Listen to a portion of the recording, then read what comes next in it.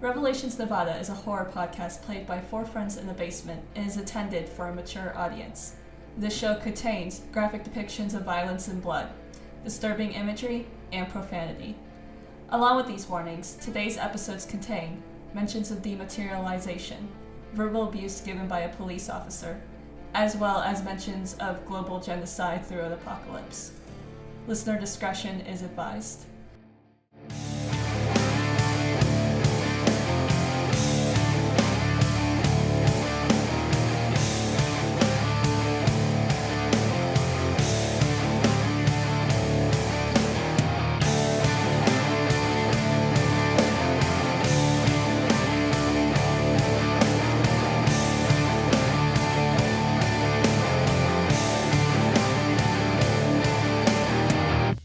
So, at the end of the last session, you guys had went over to the werewolf's house. Neville was his name.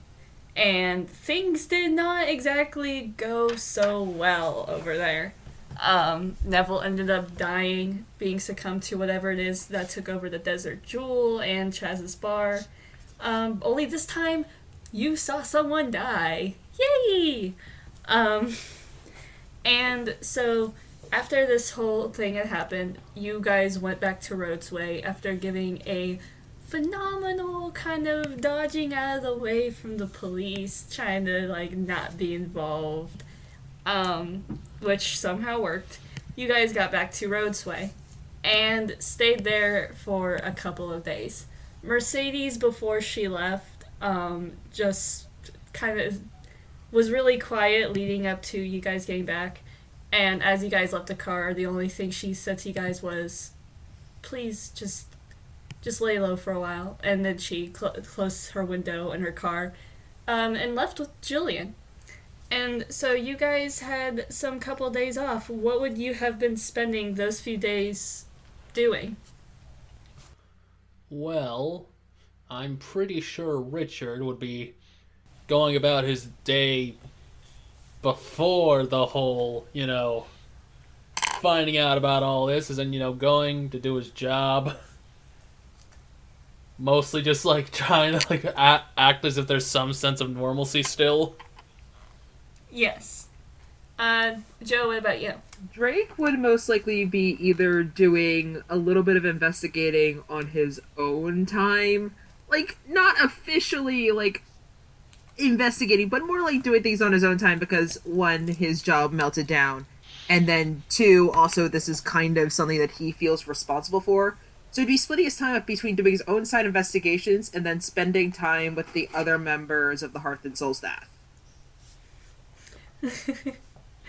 Goodness, I could imagine just hanging out at either Chaz or Beatrice's place. I'm just imagining him hanging out at either Chaz or Beatrice's place, and then he's still, folding through a lot of the news articles and documents about these places melting down. So, checking up any other news stuff? Did you want to roll for anything that might... Roll to see if you guys come across any kind of knowledge. I guess that actually would be an investigate a mystery move. Yeah. If you wanted to. Can I ask a stupid question? It depends on what you roll. Oh no, I just want to ask a stupid question to Jack, because would Jack join Drake on this investigation? I'd say at some point there would definitely be a bit where Jack would join Drake for a little bit of investigating. Then, you are free to... So, Joe, you roll out a investigate a mystery roll, and then if you want to, Jack, you could go and roll a help out. Woohoo! I'm helping! Okay, so it's roll 2d6 plus sharp. I'm apparently not helping. What'd you get? 5 on the dice, I thought. I rolled a 8 on the dice plus 1, that's a 9. Okay. 8 on the dice plus 9, and then you get a plus 1. So that's a 10, so I hold 2. But apparently Jack is in 2. danger as well, because of helping out on 7 to 9. I just love how we're moonlighting as renegade Crime Stoppers, And then Richard over here, the one of us with an actual cop job, is just living his life, and the others are like, we have to do this for the sanctity of alcohol. Listen, Richard's I just am- doing paperwork because he's just going like, listen, we kind of saw, something get eaten out of existence. I need a couple days to process this. I think this Richard really just going explains. through it. Yeah, this just explains the gap between the people who are just now starting to witness this shit and those who have been in the pits for a little longer. To resolve Jack's thing before we go straight to stuff that Drake found out, I am going to give you that penalty for not having the 7 to 9 on your help out roll. So you do help Drake out, and but during your investigation at one point, you had come across a small convenience store that was kind of on the edge of town. It was in an area that's not, like, particularly, like, touristy. It's more domestic. But, small convenience store that had been inflicted with the same stuff. And you had kind of came across it on a fluke while helping Drake out with some other investigation. And as you went to investigate, the police showed up.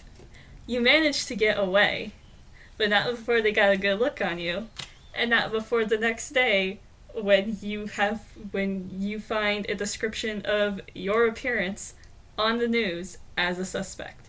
Now, granted, it's not a very detailed, down to the last, like, pore on your skin description, but I mean, like, scary cowboy jean jacket wearing man going around town. We have two of those in the campaign.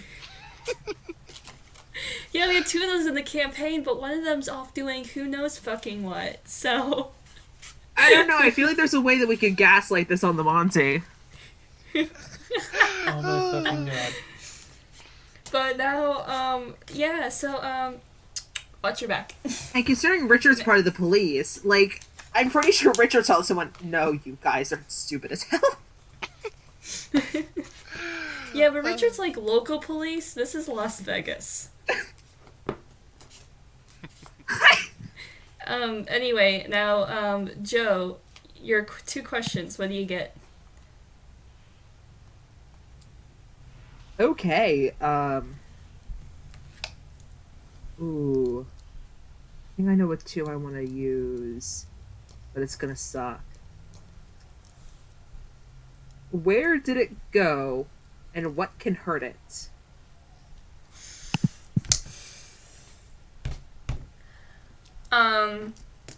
Those are technical questions I can answer. I can ask. Like, There is technical they're on the questions. list. They are technical questions. I'm just figuring out how do I want to phrase this. Okay, I think I got it. So, to answer your first question of where it can go, Where did it go? Where did it go? Yeah.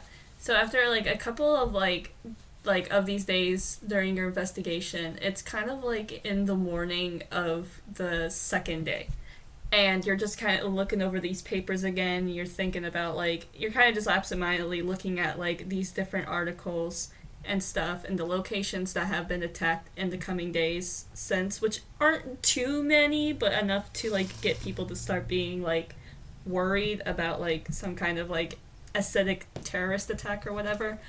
And you notice that the way that these attacks seem to be swarming kind of seem to be revolved around the area.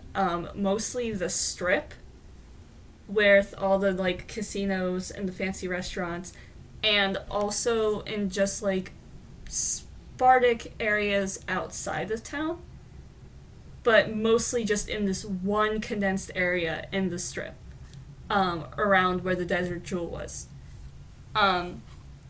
As for what can hurt it, there have been some survivors for some of these attacks who have described this situation where it seems like everything around them is, like, disintegrating, and then it stops.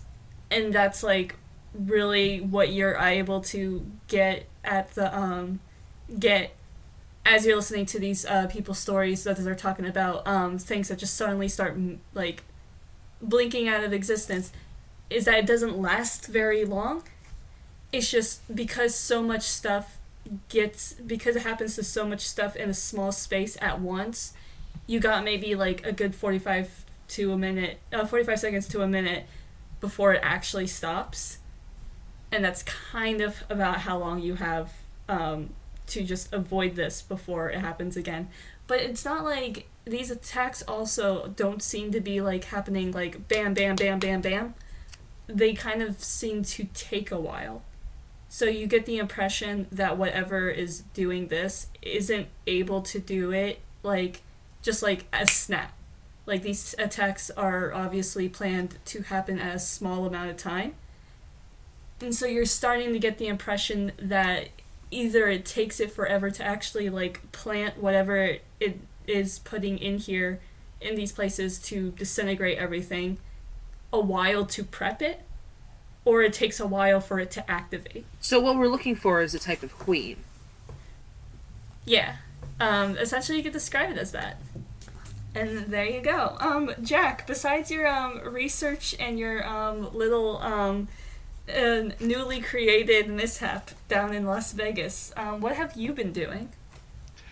There's going to be some times where Jack will actually look over the two big sites in town, just sort of trying to think things over in his head, to both on this and trying to contemplate on the future, honestly. So going to be looking at the wreckage of the Hearth and Soul from time to time, as well as going over to Jeremiah's gas station and look at the devastation there. You know, I have an idea. Considering that Jack and Drake have been investigating together, I can't believe I'm saying this. I think Drake would be the one to be like, hey, do you want to talk about, like, the traumatic experience with those god creatures? Because, like... Yeah. You guys want to set that scene up. Yes! I know the perfect way to do it, too, because considering Drake's whole, like, shooting shit out in the desert ideals, I feel like taking Jack out to see the stars one night after their investigation in the heart of the desert of Nevada would be a great place to have that heart-to-heart. Go ahead. So we'll say it's probably the third night, and it's a nice clear night. You invite Jack out to where you go shoot stuff at, or we'll hit stuff with a bat, to go stargazing. And you guys just, go from there. So we should probably cut out, like, the general small talk stuff, like, how are you and how are you doing? But... yeah. How are you feeling about the whole, figuring out that the evil god shits are after your tail, too? Man, I mean, probably doesn't feel great.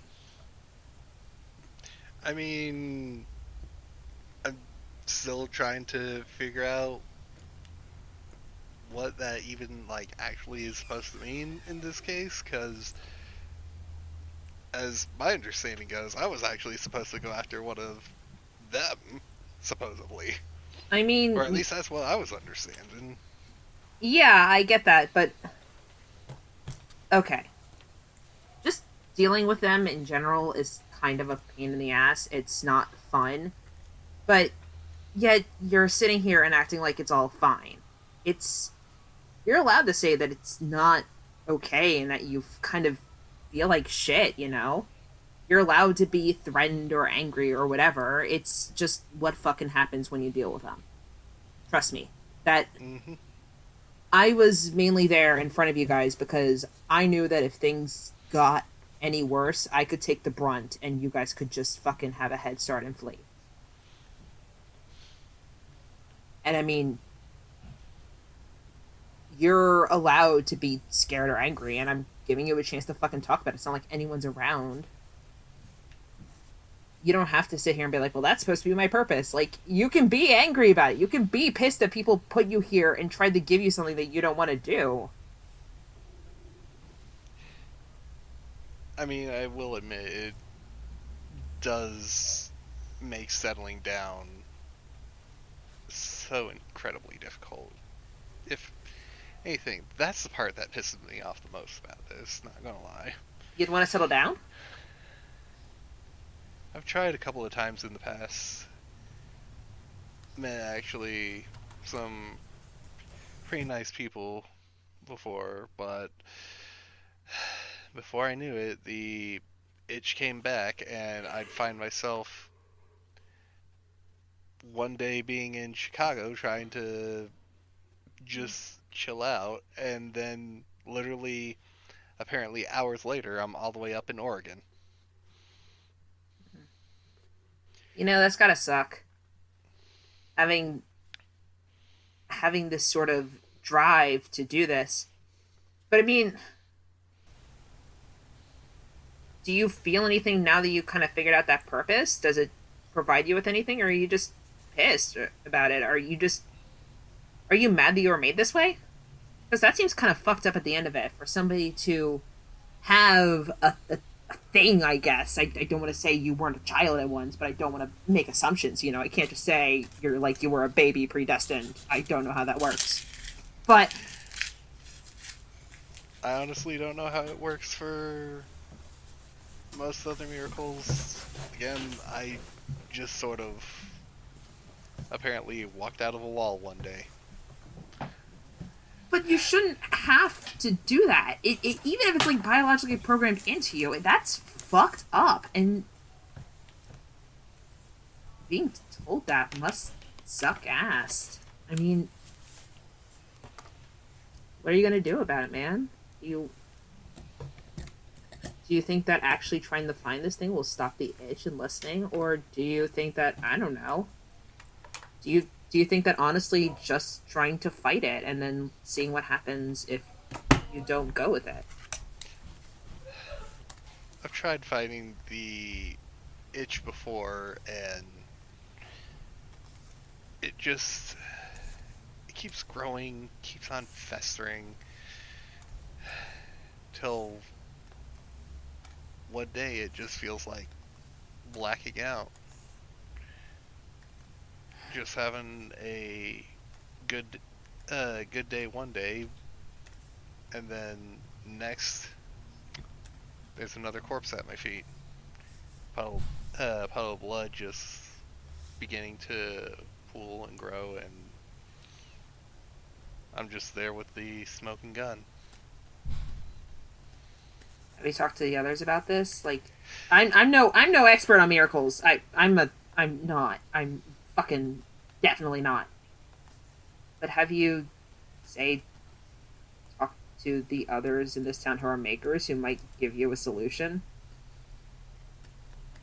Have you wondered what they could do?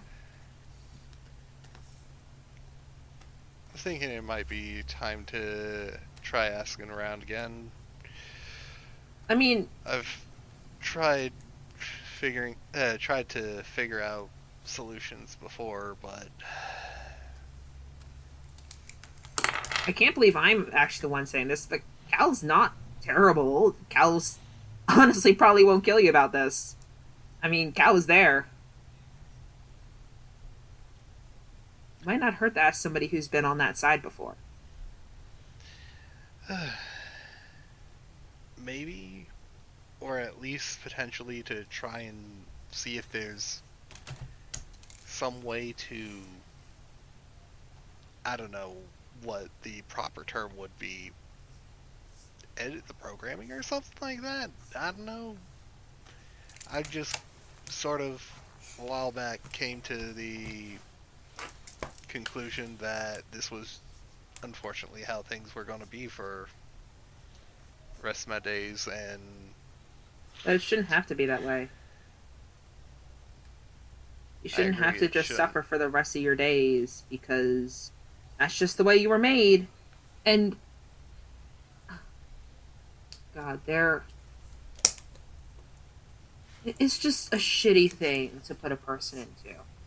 To sort of pre-program out their destiny and live by that.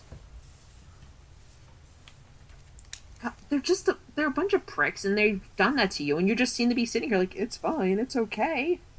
When there's people you can ask and things you could do to try stopping it. There's others here. I mean, maybe talking to me isn't the best solution, but I mean, there's some people out here that you could probably get some advice from, some support system, aside from just seeing you every single day when the Hearth and Soul was around, binge drinking. That wasn't fun.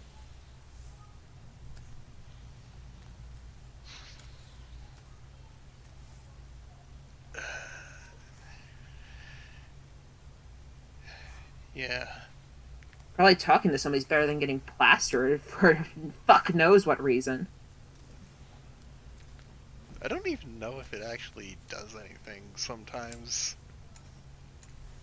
You tend to have a habit of humming when you're drunk, and then you pass out, and then wake up, and then you get another drink. In the span of maybe an hour and a half. It's uncomfortable, to say the least. Damn, didn't realize I was that much of a lightweight. I just watch from the door. But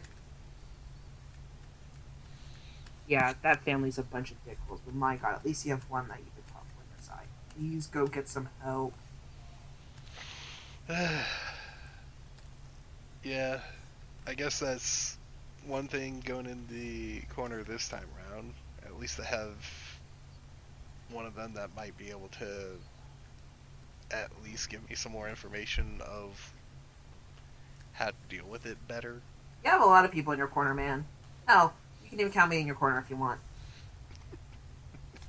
As long as you don't kill me, we got a deal. Don't kill me, I'll help you. No plans anytime soon. Thank God. Gonna shake on it? Sure thing. I guess you did the shake hands and end scene. Yep. I'm sorry, I loved every moment of that scene. That was perfect. Was it perfect in like an emotional way good. or perfect in a comedy way?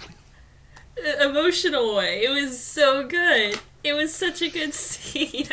I was like, there was times where you're pausing and I was sitting there thinking like, do I have to like say something like, is this the end of the scene? And you kept going. I'm just like, oh, thank God. Drake telling somebody else to go seek therapy is the most hypocritical thing in the world. It is very Kettle calling the pot black. Okay, but Kettle's allowed to call the pot black in this case. Because because I think I did hint that Drake has had an experience with one of these things, and if Jack went, yeah, but what's your experience? Why are you so smart in this? We would have gone into a different route. There would have been... Yeah, but also like it's just such good character development. Anyways, back to Jack. Back to Jack. Jack's doing his whole thing. So Calvin has been like this whole time just kind of keeping to himself. At one point, he came up to see yours and Jax's like investigation into like any other sightings of this thing down in Las Vegas, and he's been taking a really great interest in it. But he's also been like kind of distracted. He's kind of seems normal, but there'd be times where he kind of just like, what's the word? Zone out, and you would have to like kind of like get his attention, and it's like his heart doesn't seem to be as in it at the moment as it was before. You could probably guess before Corey showed up. And so one day, however, Jack, you wake up to Marjorie knocking on your door, and she's just waiting out there, and she goes, "Hey, you got a letter in for you today," and she hands you a fancy envelope. Oh boy. Thank you. By the way. No problem. I got pancakes cooking downstairs whenever you're hungry, dear. Okay, I'll be down shortly. Okay, and she turns and goes down the hall. And after taking a deep breath, Jack's going to open up the letter. And it's the most pretentious spot you could ever think of, and it's this like fancy kind of font you get from like a rich person, and it goes, "My dearest Jack, I would appreciate it if you would come and have dinner with me tonight. And with it, under it is like a little address to like some fancy restaurant down on the strip. And it's signed off as Corey.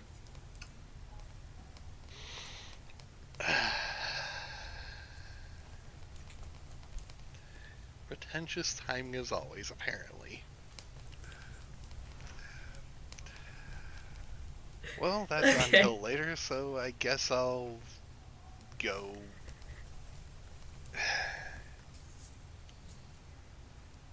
I'll go check on the other one of these fuckers to see how they're doing. Just to let you know, Marjorie's pancakes, absolutely delicious. What other fucker? Definitely What? raises That's Jack like mood. I'm sorry, but like that's an important fact that you must know. She makes great pancakes. Oh god. Vital information. Vital information, like notebook worthy. Write it down. No. Oh, doing that now. Doing that now. It's been mentioned now. Gotta do it. And the day kind of like proceeds for a bit, well into the afternoon, just as like usual. Do you tell any of the others about that that letter you got in?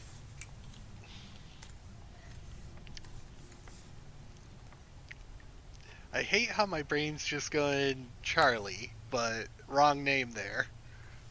Who's Charlie? Who's You know what? Common Charlie? siblings could be named Charlie. You never know. Yeah.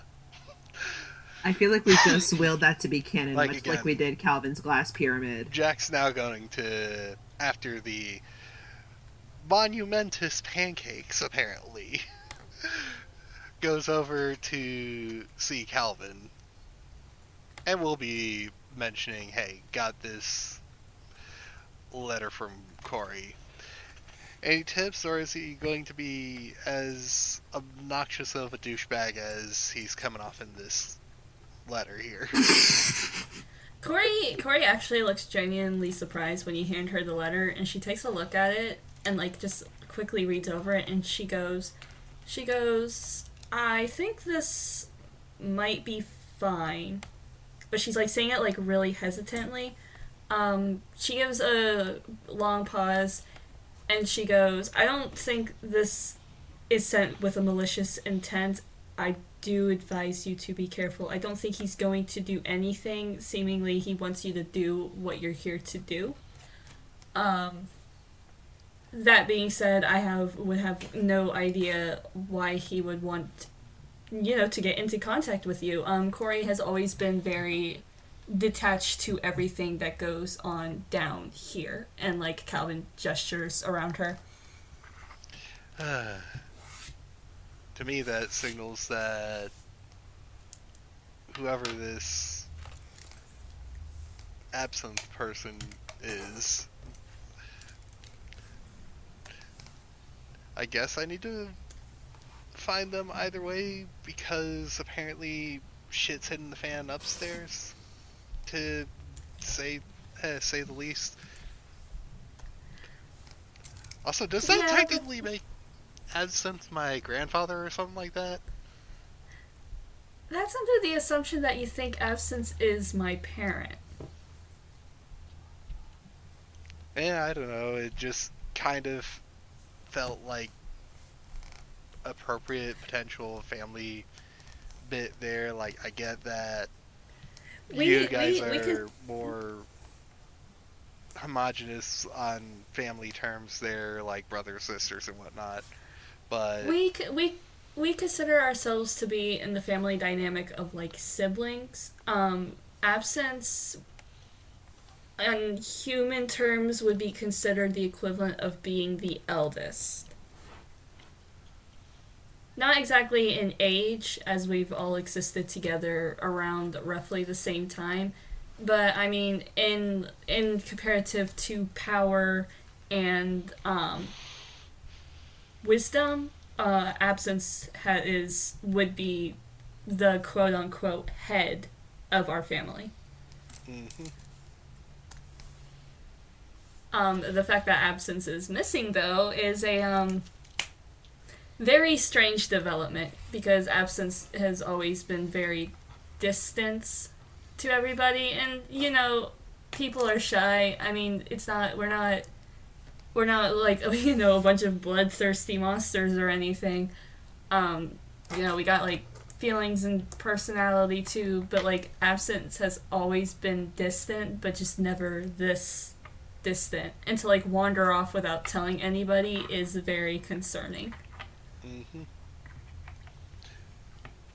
In either case, uncle rather than grandpa, but whatever.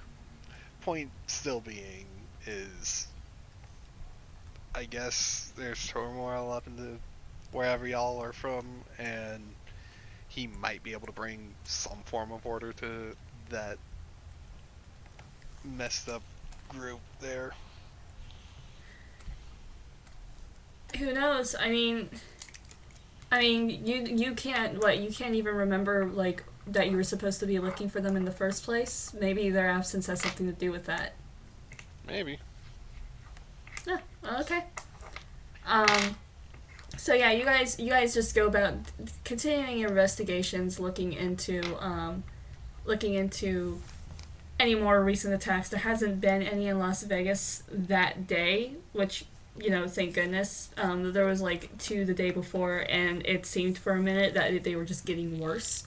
But no, today seems to be like a more quiet day, and it's kind of like roughly around 3 o'clock when you get a call from Mercedes, who calls Drake. Drake doesn't have a phone. I forgot Drake doesn't have a phone. Richard. I can't remember which you fucking people have phones or not. She calls Richard, and it's a very short call, but she calls you up in the middle of the day, and she goes, "On my way," and then just hangs up. What? Dang. At least let me get a word in edgewise. So Richard, what do you do? Okay, I'm picturing like in the middle of like just getting back to a bunch of paperwork that's been piling up. Mm-hmm. It's like, okay, I gotta figure out how to file this, and got people on the way now.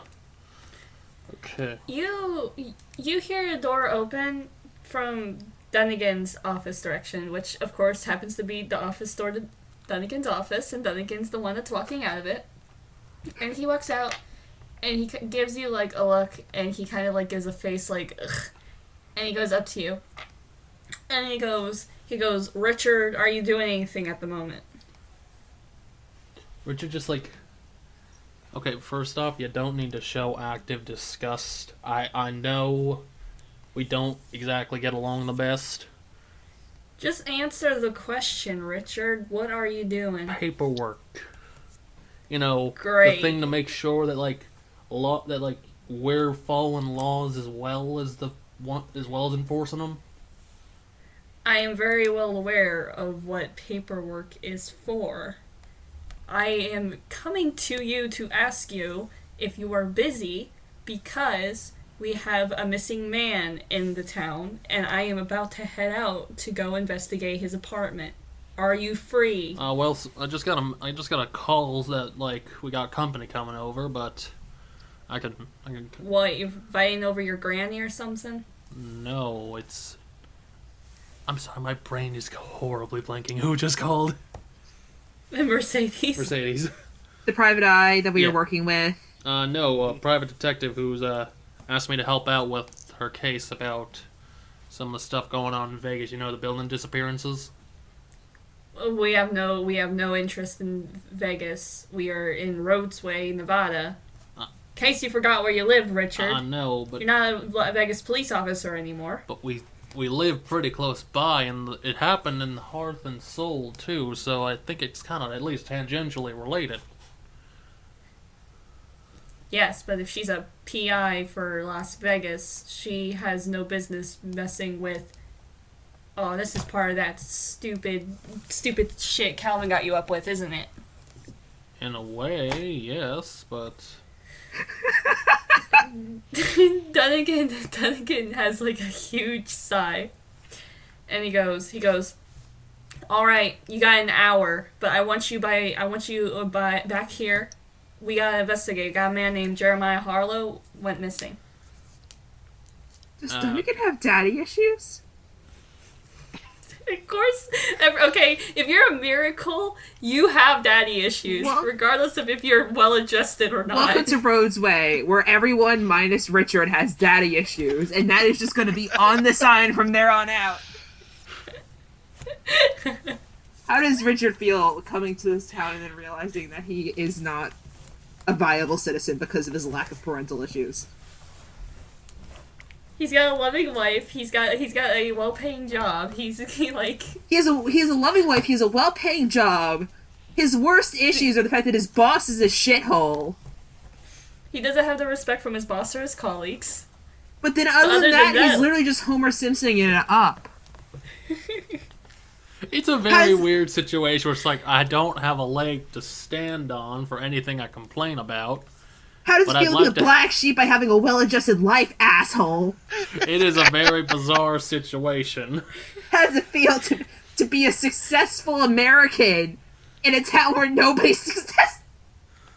God, I wish I was like Richard, a successful American. I wish I was like Richard, successful American, depressed in a town full of people who make your life interesting, but you are just fine. Eternal TMZ. Oh my god. So anyways, what is Right Mr. side. Well-Adjusted gonna do? Mr. Mr. Well-adjusted. Okay, I'll try to call her about. I don't even know how far away she is right now. I just know she's on her way. Let me at least like get all this. He like just at least tries to settle into like. He's got all the finished paperwork on one stack and just like has like various other stacks based on like what each pile is about. Like, You know, you could always just go tell the others that she's showing up. Yeah, you could always go find Drake.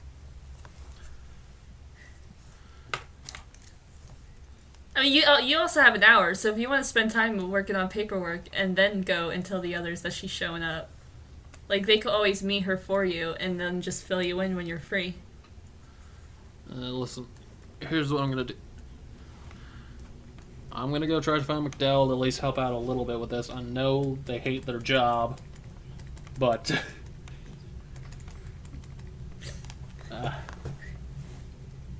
I mean, you can always give her a call. yeah, no, just gonna go dial for that. Okay. Uh, She picks up the phone kind of quick, and she's like, hello, who is this? hey, it's Richard. Sorry to bother you. I'm getting called in for a variety of things right now. And like Yeah. we're kind of behind on paperwork. If it's at all possible for you to come in and help out, that would be absolutely amazing. But I know that you're busy doing other stuff. If you say no, no judgment. You hear like what sounds like a video game go off in the background, like something exploding, and then McDowell just like curses, and then like in the background you can hear Avi laughing, kind of like when you just kick somebody's asses in a video game, and then you hear McDowell and she goes like, "I'll be right there." Yeah, again, And it's your she personal hangs up. time. You can say no if you want, but thank you very much. You're calling on an empty phone. She hung up. Why do people keep doing that to me? Okay. Did she just die in Fortnite? I was about to say Call of Duty, but yeah, no, it could be Fortnite. I can see Avi and McDowell just hanging out playing Fortnite. Next thing you know, it's old school Halo. Old school Halo. He's got like a PS1 rigged up down there. Xbox One, but All I right. mean not even yeah, Xbox Xbox One. One. It's just the regular Xbox. Fuck. Oh yeah, true. All right, let's true, try to true. call Mercedes, see if I can get like if she's gonna be here within the hour or. She doesn't pick up. Okay. The other two don't have phones, so. All right, no, it's a small town. I'm gonna go talk to. I'm just gonna go and try to find them. Then again, I'll be back. I'll be back by the deadline. I'm gonna go try to find some help with the the whole Vegas situation. You just hear like a really loud grunt coming from Dunnigan's office. I'm gonna take that as an okay.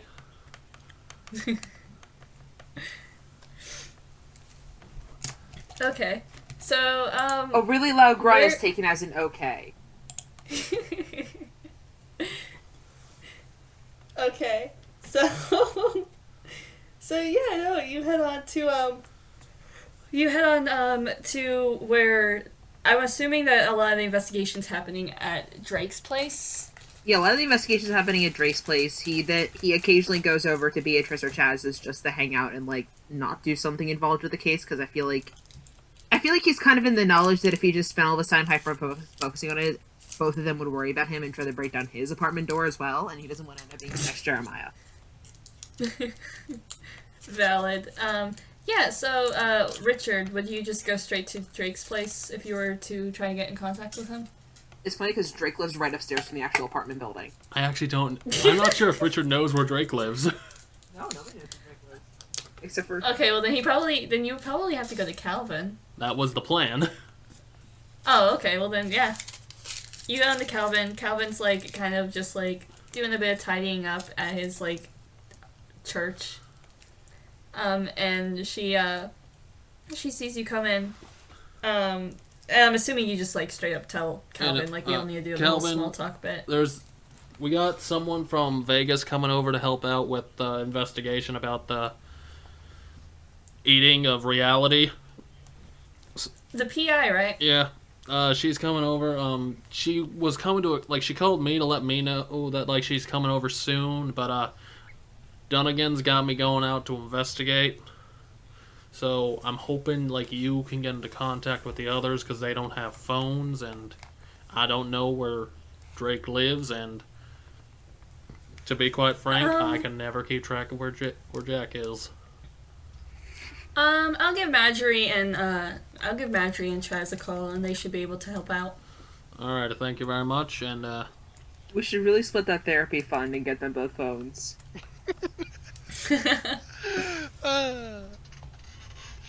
and I'll be, have a wonderful day, and thank you very much for your help. Thank you for letting us know. Yep. Alright, now, if you'll excuse me, I'm going to go and try to gain mental strength to deal with an investigation with Dunnigan. Yikes! Have fun. Yep. Yeah. So, you get a call. You get like Chaz coming up to your door. About 20-ish minutes later, and Chaz informs you about Mercedes coming by. You probably assume it's going to be at the church. Yep. So, yeah. And Jack, you also get a phone call from the from concessions meet. If you're there, I don't know. Are you there? Or are you with Drake? First off, honestly, let's make everyone's life. Do we want to make everyone's life easier and just have Jack with Drake at this point? Yeah. yeah. Let's just make everybody's yeah. lives easier there. Just invite Chaz to the party of investigation. He's just sitting there bored as shit as the other two are discussing ideas. Yeah, no. So you get the message from Chaz gets a message from Calvin. He gives the message over to you, and yeah, if you want to make your way over to the church to meet Mercedes, you can. Yeah, we should probably make our way over to the church, and Drake is gonna ask Chaz if he wants to come. Yeah, you know what? I'll come. It seems like I've already been pretty involved with this whole thing anyway, and I mean, you asked to come to the first one. I did, but also my bar, my bar Evaporated. Sorry. It's okay. Yeah, and I mean, if she's got that chef involved, then she might need another witness around, and you're kind of a man down now that Richard's busy. Yeah, I mean, good point. So, I guess we should all start making our way over there. Yep. And you guys do. We're fast forwarding. You guys make it your way over to the church, and kind of in time, because as you're like about to like come into the door to like wait for Mercedes outside, you see her car pulling up, and Julian is still there, and Julian kind of looks tired. he, like, kind of like in a way where you like work the late shift and then you have to like get up early the next day. He kind of looks tired, but he doesn't like the way he's acting. He doesn't seem tired. He gets out of the car and he gives you guys a like, happy wave. And Mercedes coming out of the car. Mercedes, on the other hand, looks absolutely exhausted.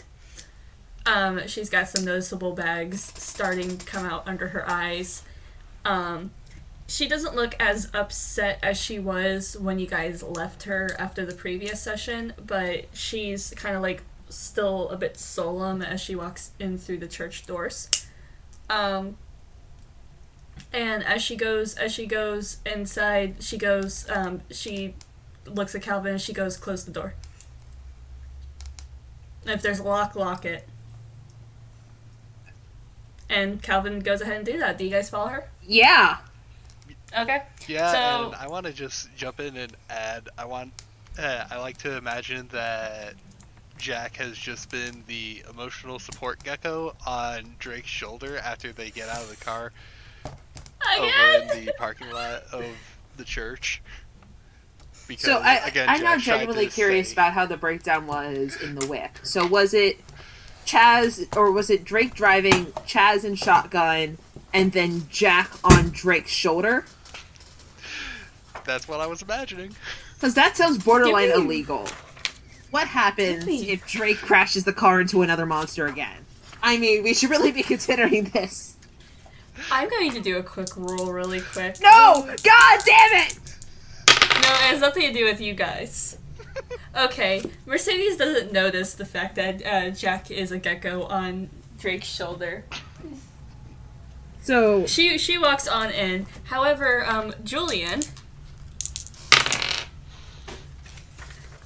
kind of like gives Drake the lizard on Drake's shoulder a weird look, and then it takes him a moment, but then his like eyes widen in like recognition, and you see like this kind of like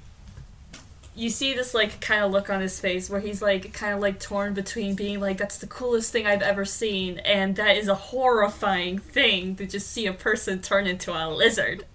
wait, how long has he been So, what I'm getting is that we didn't meet up with him until they were outside the church. So Jack has already been a lizard on Drake's shoulder for the past maybe 5 minutes.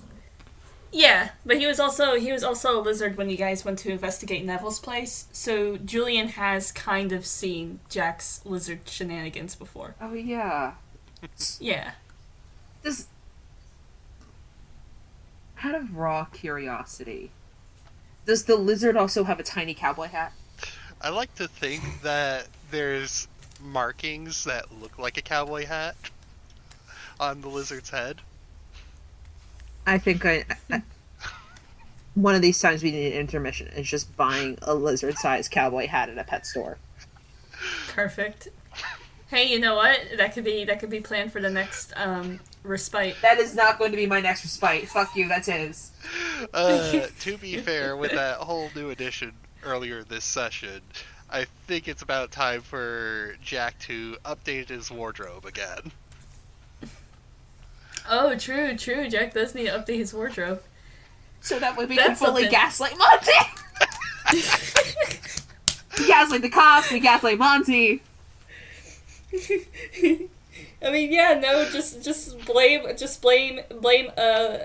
petty monster crime on an eldritch horror, and let's see how that works out.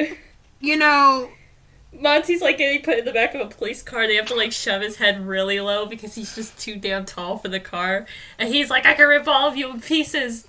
I can decimate your atoms." That does not help his case. I can revolve you in pieces. I can revolve your finger in a 180-degree circle. I could put bones where there's no bones aren't supposed to grow. And then I can kind of see Monty going, and I'm now imagining Monty going up to fucking Jack and be like, "You need to change your look, jackass."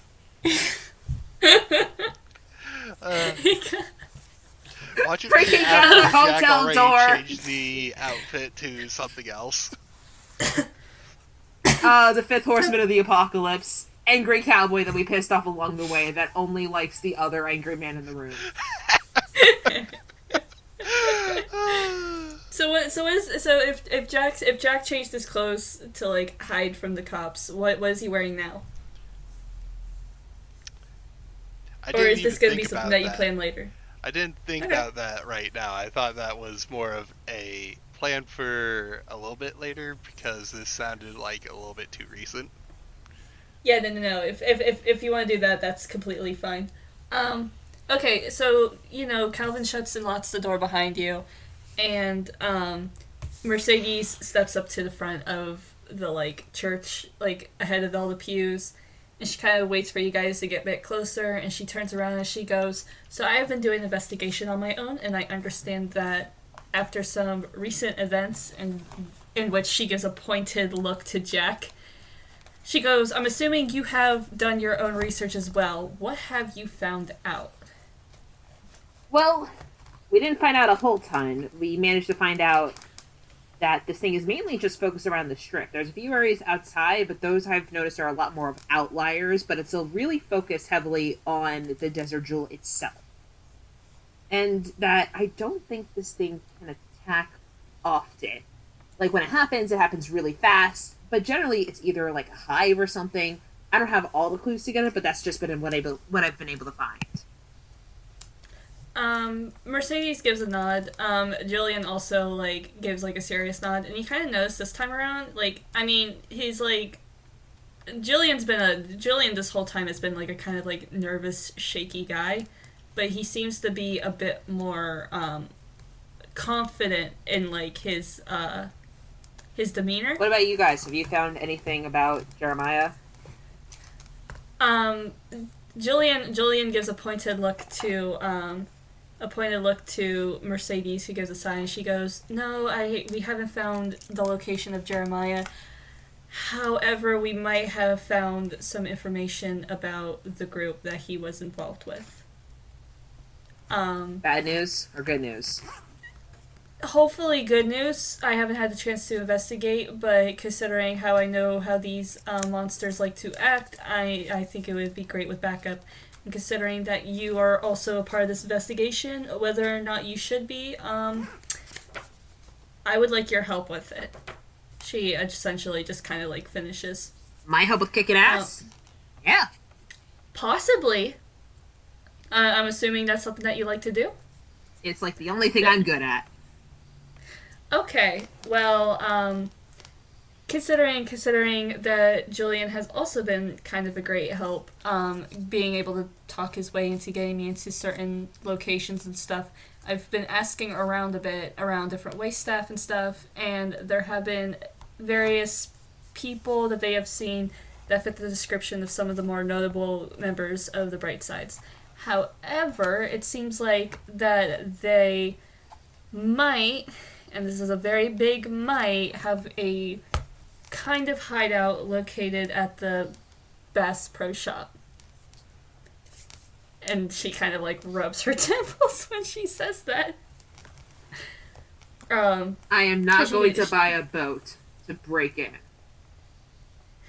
Well, considering that we are very far away, 80 miles away from the nearest river, I assume that buying a boat at Bass Pro Shop in the middle of the desert is not a smart idea. That's... No. Honestly, yeah, good point. Why did Calvin put his Bass Pro Shop in the middle of the desert? Maybe there used to be a lake there or something. Calvin's really excited to go boating. I'm now imagining Calvin buying a kayak and putting it out in the sand and being like, "This is just as fun, guys!" I could see that. Calvin needed a kayak for his swimming pool. It's just Calvin is like, "This is my new car," and it's a kayak in the middle of the desert. Calvin's they won't give me a driver's license, so I have to go for the next best thing. Listen. You don't need a kayaking license, asshole! Listen, I'm gonna say this. That is a fucking workout, kayaking through the sand. Yes, it is. I actually love kayaking. I need to go kayaking again sometime. It's been too long. Okay, can we discuss our plans to go kayaking a little later?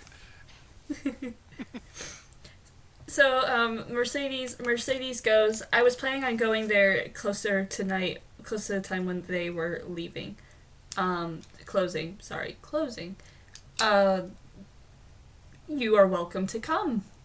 Bring your own car. Yeah, I'm definitely coming. Great, Cal, perfect. Chaz, do either of you want to come, or is this just a me thing? Chaz goes, I might as well go. Cal, want to be included? Calvin's like, yeah, I'll go. Jack, what about Corey? This is where Jack is then, after being asked that, going to jump off Drake's shoulder, face through one of the pews there, or a few of the pews, as he morphs back into Jack form, I guess. So we're just clipping through pews right now? Is that why you did that? I gotta remind some people that Jack's this weird animal ghost thing, shapeshifter. So you just want to remind the people that Jack is, in fact, an actual lizard person sent to kill God. No, not sent to kill God, sent to hunt down God and bring God home. There's Is a that better or difference. worse? I don't know. It depends on what situation the home was like for God. Conspiracy theories aside, anyways. So where were we? Oh yeah, asking, yes, Calvin. So anyway, back to Jack. Yes. Jack, what about your meeting with Corey? After the dramatic reveal of, hey, look, I'm actually a person disguised as a gecko right now, Jack's just going to stand up and say, yeah, what about him? I mean... Don't you have that dinner? Yeah, what time is it right now? It's around like 3:30ish. I mean, I have to be in Vegas anyways, so... Well, we can at least drive you there. And I can at least help with the investigation besides that, and I could turn into other things other than lizards. Yeah, but wouldn't... I mean, okay. I've seen you turn into a hawk before, dude. Mm-hmm. But wouldn't that hurt your arms? I mean, after countless number of transformations, the transformations just sort of feel standard. No, I meant flying.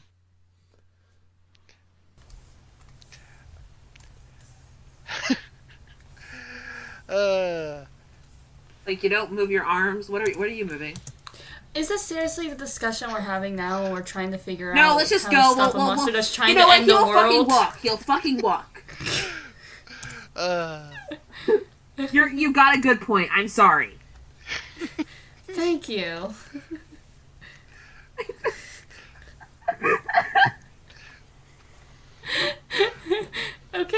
Okay, so yeah, you guys, I'm assuming, you know, Chaz's car, not Chaz's car, Drake's car, Mercedes vehicle. Yeah.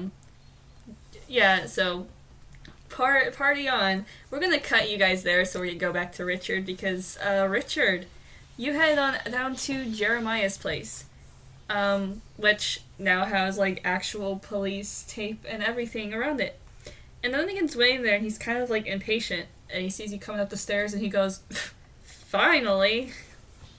It's been 30 minutes. You gave me an hour. Yes, I know, but I've been waiting here. I got here 10 minutes ago.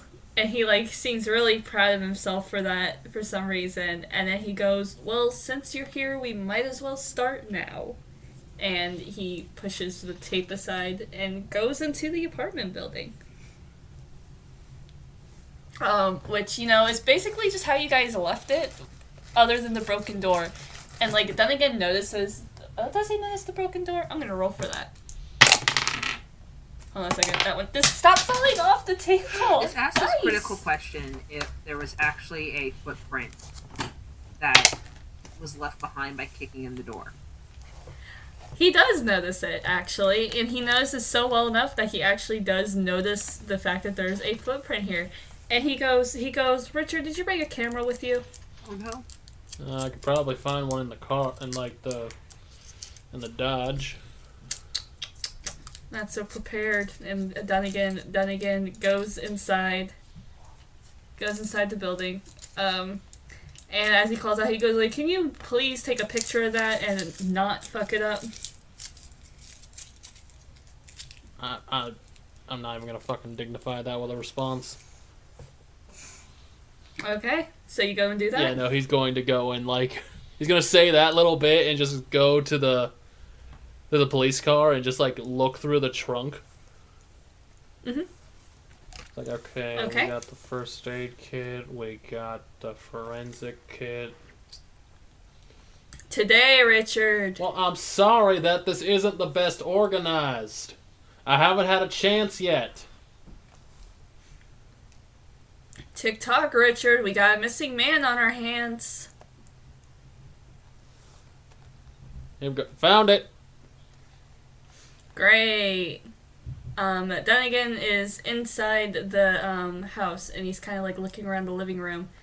And as you like come back in, he's like, "So I don't see any sign of struggle. There's no blood anywhere. There's nothing left. But why was the door kicked in?" And he's like kind of like muttering this to himself.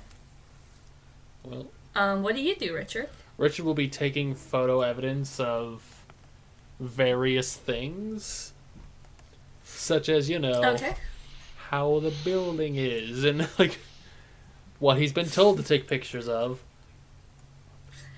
Yeah, so like Dunnigan's just like kind of like playing around, and he's like pointing at anything that like kind of looks suspicious. There's like a garbage can with like some trash that like didn't quite make it in, and like anybody could like look at that and assume that like, you know, he just probably threw something in there and missed. But he's like, "Take a picture of that. That's evidence. Take a picture of that. That's evidence." Okay. Do that. You don't need to keep. I understand that we need to have a good idea of how everything looked when we found it. Great. Fantastic, Richard. Well, yes. But somebody's got to get you to do something. I need somebody to take photos. We need to close this up, and then we need to figure out where this man could have gone. Do you have any idea who this could be? And he looks around, and he sees a photo of, like, Jeremiah with, like, some people you could probably assume is, like, family or friends. Well, listen. That's, like... I'm no Columbo here. But apparently, don't. I was about to say a but you decide to interrupt. Continuing. My guess is, going by investigation we've been doing on solo time, I am aware that he probably had someone worried about him, hence the kicked-in door. Because, I don't know, potential health problems, might be worried about him being, like, we're going to need to get a medical record, see if he has any health problems that will cause someone to be worried enough to need to kick in the door.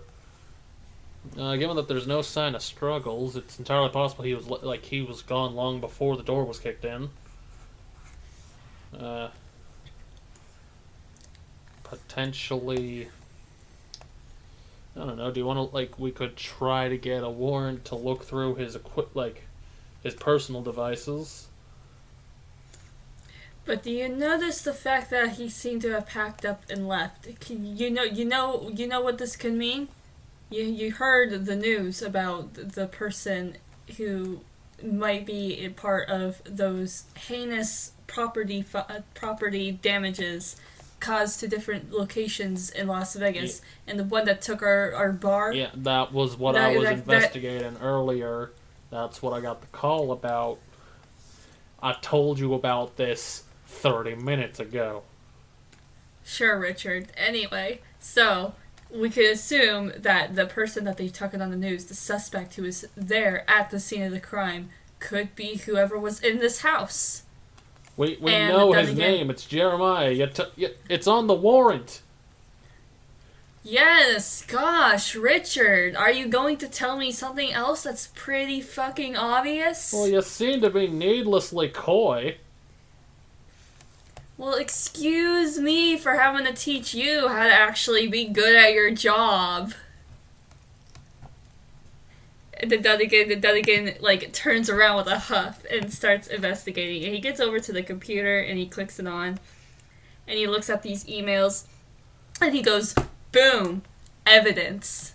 And he shows you those emails that you guys had saw with later. Okay, well, there's a lot of spam mail here. I'm not like. Not the spam mail, man. Look at this, and he points specifically at the email he had opened up with the one about having to meet whatever his nude, whatever that guy's name was, Caleb Hauser, down at the Desert Jewel. Okay, well, yeah, no, this is definitely something worth looking into, but think, again, this kind of invades a lot of privacy, though, just going like, hey, listen, you're a missing person, let's start looking through, we need typically a warrant for this. We have a warrant for this, Richard, and he shows up the fancy paper that you guys had to investigate his apartment. Okay, well, you could have showed me that when we started. Well, if you paid attention and weren't too busy trying to go talk up to the priest or whatever, then maybe I wouldn't have had to, wait. You have known. Motherfucker, I am trying to make sure that, we're juggling a lot of balls here, okay? You don't have to keep giving me shit. Whatever, Morrison. If you rather be going off pretending to play a hero, be my guest. Sir Callan's got a lot more shit to deal with. I'm sorry, pretending to be a hero? Yeah. You're not exactly the heroine type. You think I don't fucking know that? Kill him. You don't think that, if I had the choice, I would pretend that this was all a dream instead of facing the apocalypse dead in the eye? Well, I'm glad you have a brain cell somewhere in that head of yours. That's it. I'm out. Huh? I'm out. I'm walking away. You can do your investigation. I'm gonna go and walk away from this for a bit. Fine. Go ahead. Throw a fit. I don't care. You know what? You're just acting. Is this how you treated your coworkers down at the Las Vegas stuff?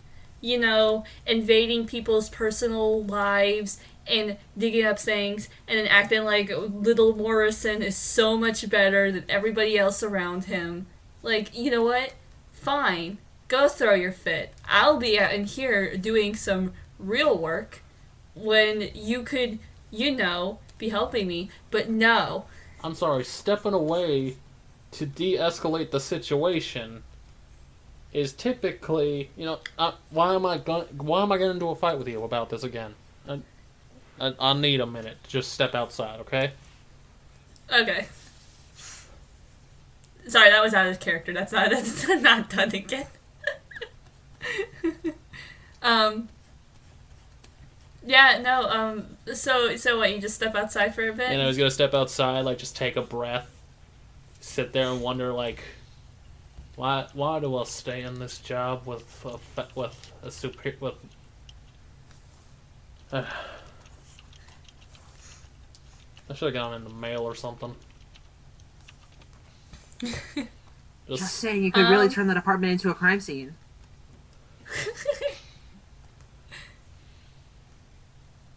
Just saying. Yeah. You know what? I for one fully support Richard wanting to murder wrong character. Wrong character. But Whoa! Whoa! Hey, I'm behaving today. You're behaving, and I love you for it. No, that was the wrong character. I meant Dunnigan. If Richard wants to murder Dunnigan, be my guest. Because I would want to murder Dunnigan. It's especially considering that Dunnigan is projecting his problems onto Richard, and Richard's just sitting there like, he'll get better. No, he won't! No, it's more Beat of his ass! Kill him! Richard is more going of the, it's not worth it. It's not worth it. Dunnigan is not a good person, and wasn't going to be a good person. Dunnigan is one of the people with problems. Richard has a way to solve one of the daddy issues, and it is literally by popping a cap in his ass. That's the only way to solve Dunnigan's daddy issues. The only way to solve Dunnigan's daddy issues. He won't go see Gus, and now we gotta pop a cap in his ass. Gotta just make him take that 9mm lead pill.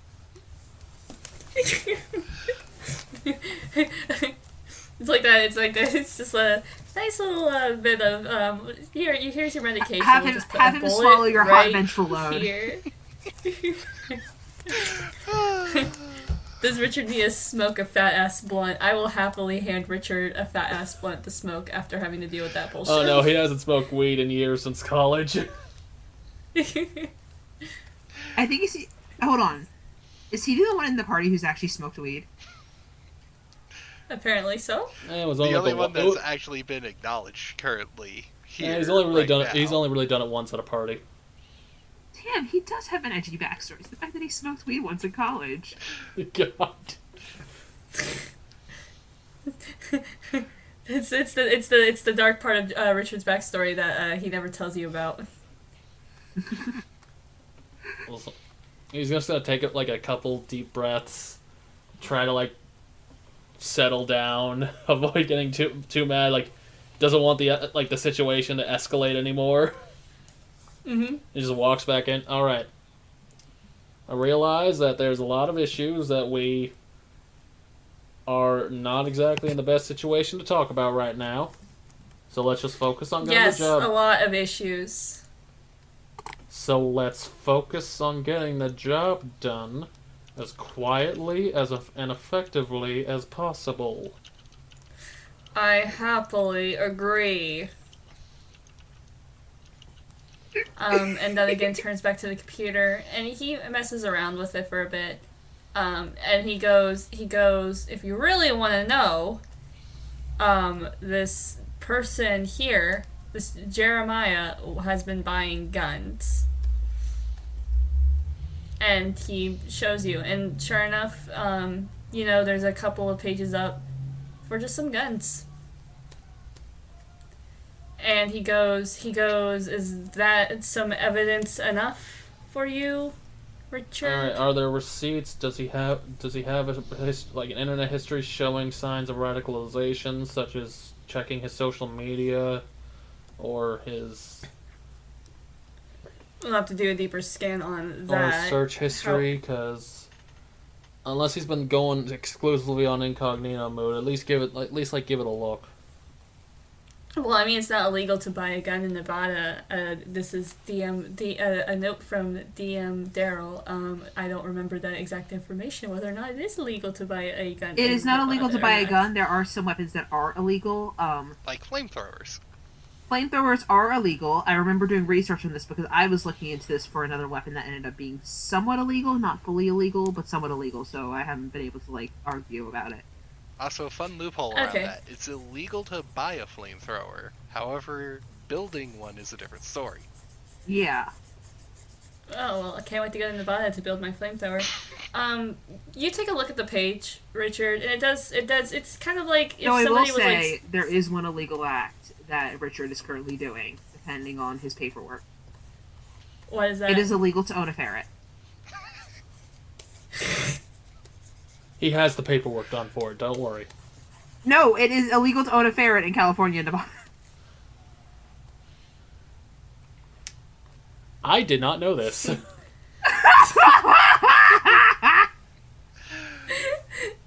know what? You better hope you didn't tell that to Dunnigan, because he would. I mean, I'm not going to probably have it happen because there's no reason for it, but he would turn you in. That It's petty bastard. It's like, do you have any pets? Yeah, I have a pet. Oh, really? What is it? It's, you. Oh no, that sounds so insulting. It's better than the actual solution. Yeah. No, but he goes, he shows you the page, and it's kind of like if somebody was buying a 9mm to go at a shooting range or something. And even if you looked at it, there's a couple of shooting range websites on his search history. It's not a big deal.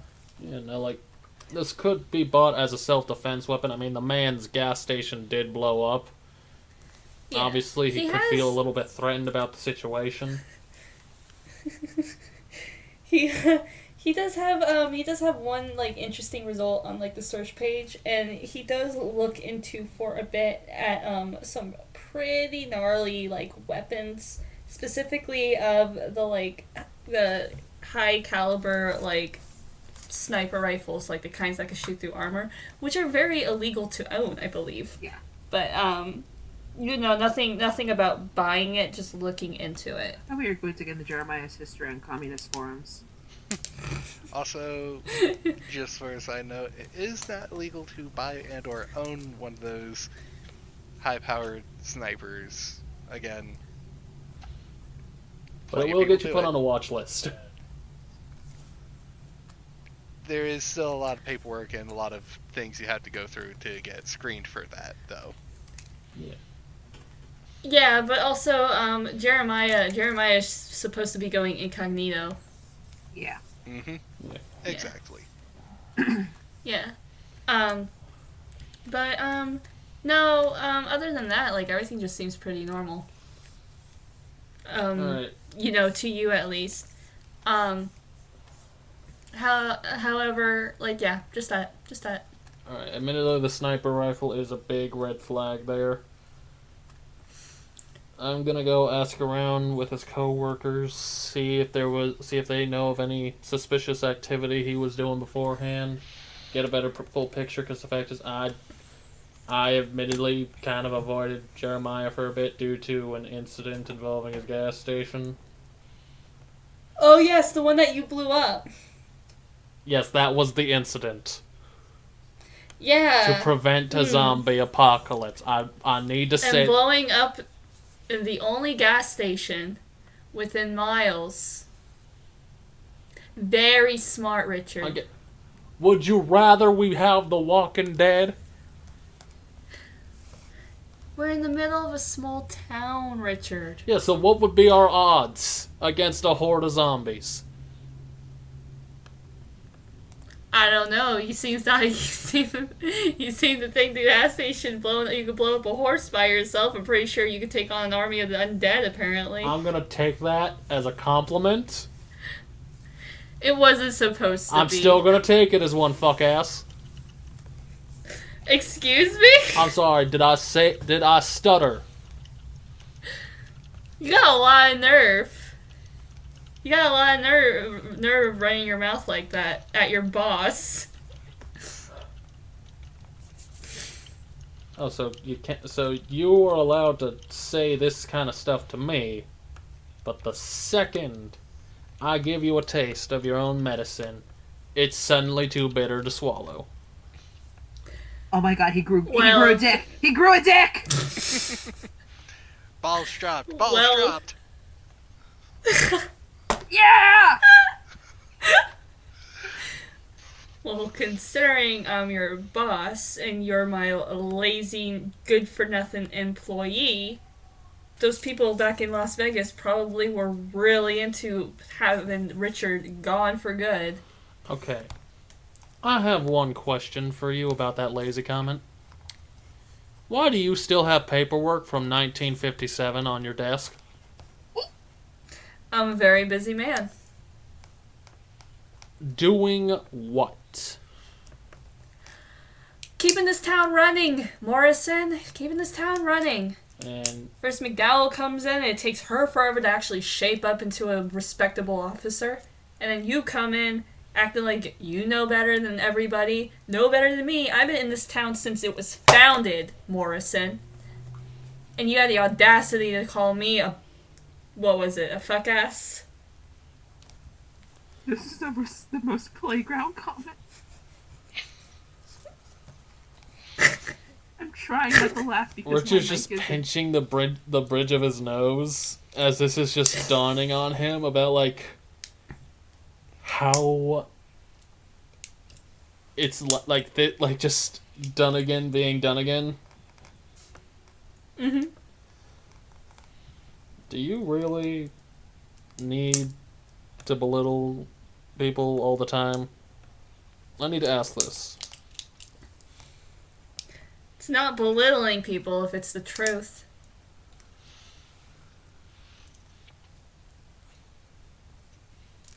so that's how you see me. Okay. Mm-hmm. Well, glad we got that cleared up. Anyway, I think we have got enough here. So unless your little investigation is so important, I think we're done here. I'm gonna stay behind to look in a bit more. Go for it. See if I care. And he walks out. Richard, what are you gonna do? Alright. Well, Richard, is there a shotgun on the wall? is there a shotgun on the wall? Richard, grab it. Richard, here's a shotgun. He's walking out the door. I'm actually gonna use one of my moves, known as Oops. Okay, explain that again for the people here who are not probably people listening to this, but the people in the game who have not played this. Yeah, no, we could cut. Yeah, we could cut out this bit. No, we're leaving it in because I'm stupid. No, I mean, like, we're gonna cut this out of, like, the record. Alright, fair.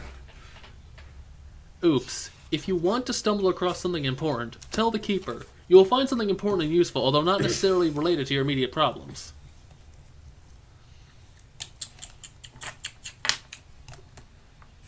Okay. You do find something.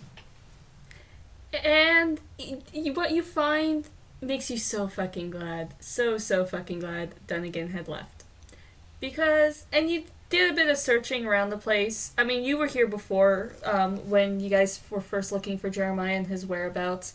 You guys did a pretty decent sweep of the place, but not exactly a very, we don't have, like, the forensic equipment. Forensic equipment, but I mean, this doesn't really need forensic equipment. It just needed a bit more of a thorough search. And it pays off for you. At one point you go to to his bedroom, and you're looking under the bed, and as you're like kind of like putting your hand down, like kind of like patting around, seeing if you can find anything, you kind of like push your hand on like a floorboard under his bed, and you're kind of like, that's kind of odd because these apartments aren't really that old. The floorboards shouldn't be doing that. So you shove the bed out of the way, and you notice that, like, yeah, no, this floorboard's kind of, like, creaky. And you, like, kind of, like, wiggle it a bit just to see, like, oh, maybe something's there. And it comes off. And then the one next to it comes off. And the one next to that comes off. And you see a big case under the floorboards. And you pull the case up. And you know those sniper rifles you were looking at in the thing? Yeah, it's one of them. Granted, though, the ammunition is a bit harder to find. You do manage to find it after, like, digging around in this, like, seemingly, like, cavity that Jeremiah made, also with, like, some other, like, personal defects that he just, like, left in there. But, yeah, no. And you also, like, kind of find a note, there with the gun. And it just has 2 names on it. There's no last name on it, but the 2 names on it are just Mark and Nessie. And that's it. Okay, so I just hit a goddamn mother load. Logically, I know, like, legally I should report this. But Dunnigan's a fucking asshole. Yeah, Yes! And Richard's just gonna pull out his, like, cell phone and go to call Calvin, and hoping Mercedes is still there with him. They're not there. Calvin's phone goes ringing in a nice silent church because Calvin and the others are now pulling up to a nice parking spot close enough they could get to where the Bass Pro Shop are, and making their way over to Las Vegas's Bass Pro Shop pyramid that only exists in this universe. I love how the only form of communication that he has is to Calvin, who Calvin forgot their cell phone. Well, actually, no. He does also have Mercedes' number, because she did call him earlier. Oh, yeah. He could call Mercedes, but if you wanna call Mercedes, I'm gonna see if she ignores it or not. Let's give it a shot. Okay. She notices it ringing, and she picks it up and she goes, "Hello?" Hey, it's Richard. I found some pretty intense evidence about Jeremiah here. How intense? Well, a note with 2 names and a sniper rifle hidden underneath his floorboards. Got it. What are those names? Can you repeat the names? Mark and Nessie. Mark and Nessie. No last names available to me right now. She goes quiet, and she goes, "Thank you, Richard. I really appreciate that." Make sure the others know as well. Yeah, they're going to have to. Thank you. And if you can find anything else, I'd appreciate that. Yep. And now I'm gonna go and actually submit this as evidence and not tell my boss. Okay. If he wants to know, he'll see it in the paperwork. Sure thing, Richard. Be careful. Yep. You too. Best of luck with your investigations, and Well, I mean, you're free to come by whenever you can. I mean, I'm assuming we'll probably, might need the backup. all right. Let me just. I'll meet you guys later. Okay, great. Thanks. She hangs up and she turns to the rest of the group, and she goes, some bad news. The leaders of the Bright Sides have given Jeremiah weapons, or at least one weapon. That was Richard who just called, and he just said that that he had found a. Did you exactly say it was the armor piercing sniper rifle? Richard just said sniper rifle. Yeah. He found a sniper rifle in Jeremiah's place. Now, I'm not assuming this is related to the attacks at all. However, it's a good thing it was Richard who found this and not, apparently, the other cop he was with who was searching through the apartment. And I told him I'd let you guys know. So, yeah, great. Let's go to Bass Pro Shop. Delightful. Yay, to look at other weapons. I mean, talk to somebody there. I'm sorry, I just like that transition of just going from like, there was a gun found in the suspect's house. He could possibly be part of an attack. Who knows? Anyway, we're going to go get fishing equipment. No, Bass Pro Shop also has guns. Yeah, but do they have armor-piercing sniper rifles? You'd be surprised on... That's some intense bear hunting there. Okay. In the middle of the fucking desert. In 2019, I would have said no. And I know this game takes place in 2019. In 2022, I am going to say yes. For the sheer exception of nobody can shut the hell up, and maybe, just maybe, going to the Bass Pro Shop and getting an armor-piercing sniper rifle is the right solution. Possibly. Considering like today's propaganda, I can see it being an option. I'm sorry. Oh god. Also, on top of that, armor-piercing ammunition is just something that gets made.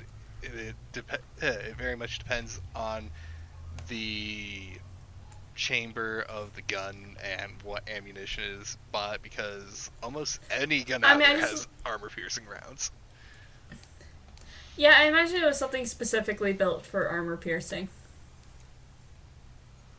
I mean, I don't know my guns that well, which is pretty fucking obvious. I mean, I know the difference between like a 9mm and a shotgun, but... Yeah, and I'm just saying, bullets are separate from the gun. Gun can shoot basically any bullet. I know. So anyway, yeah, I know, is but this I mean, the like, cliffhanger? you're not gonna... Huh? Is this the cliffhanger? No, we're not there yet. Gasp. Just want to make sure that we stay on the right track. Yep. Yeah, no. We're going a bit slower than I planned originally, but that's fine because I got a spot that I could like make our cutoff with. Dun dun dun. Yeah, no. So you guys get to the Bass Pro Shop there, and it's just the same as before. It's a fucking Bass Pro Shop that's just in the middle of the desert. What are you going to do? Is there anything you guys want to do? Because Mercedes is heading straight towards a clerk. I'm probably going to head towards the clerk with her. I will see what the others are trying to do, the other NPCs that are around. But aside from that, I'm probably going to stay and like keep eye on the goal. Yep. I mean, Chaz is sticking with you. So where you go, Chaz is going to go. Calvin has been following Mercedes. So it seems like all the group is going after a clerk at this point. Yeah. Okay. Because don't you So know you guys not split the party, even though we did that.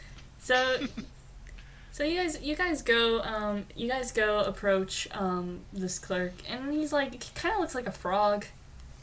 He's got a wide mouth. He's got he looks so fucking tired. Like, you thought Mercedes looked tired. He makes Mercedes look well rested. And he kind of like gives you this like almost sorrowful look as you guys approach, and he goes, "Hello, welcome to Bass Pro Shop. What can I do for you today?"